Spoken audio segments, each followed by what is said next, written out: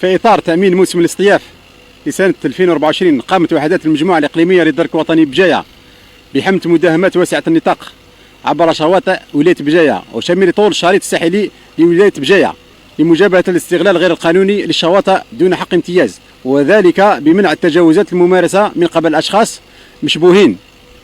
يفرضون قوانين عشوائية على المواطنين لكراء الشمسيات والكراسي دون وجه حق،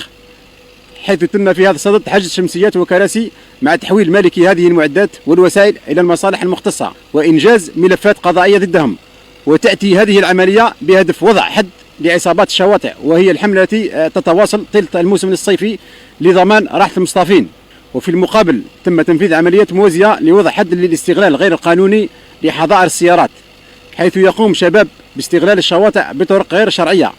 إذ يجبرون المواطنين على الدفع مقابل ركن سياراتهم أو بدفع سعيرة مضاعفة، خاصة أيام عطل نهاية الأسبوع التي تعرف توافد قياسي للمصطافين. العملية لاقت استحسان المواطنين وارتياحهم، كما ندعوهم للمشاركة والتبليغ عن أي طارئ أو تجاوز عبر الرقم الأخضر للدرك الوطني 1055 أو الموقع للشكاوي المسبقة PPGN أمديان أو عبر طريقي.dz.